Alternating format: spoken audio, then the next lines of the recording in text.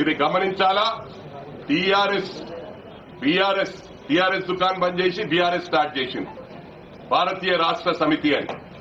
ఆ రోజు మహారాష్ట్రలో మేము కూడా అదే పార్టీలు ఉన్నాం. ఎందరో జీవితాలు, పుట్టుక నుంచి బీజేపీలో ఉన్న వాళ్ళను, పుట్టుక నుంచి కాంగ్రెస్ లో ఉన్న వాళ్ళను మీకు అది పడగొడతాం ఇది పడగొడతాం అని చెప్పి వాళ్ళ కలర్ ఊసి వాళ్ళ భవిష్యత్ అంతా నాశనం చేసిన ఘనత ఈ బీఆర్ఎస్ దక్కింది. మళ్ళీ అలా బీఆర్ఎస్ పోయి ఆంధ్ర తెలంగాణ ఫీలింగ్ తెస్తా ఉన్నారు.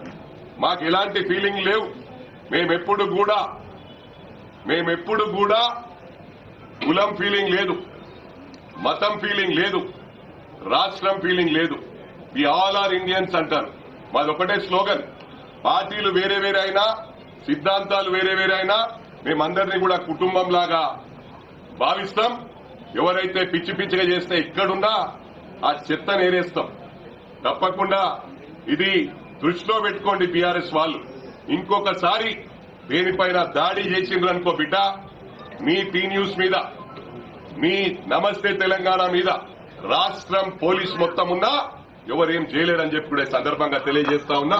మరోసారి చందన బ్రదర్స్ కు మేము అండగా ఉంటాం.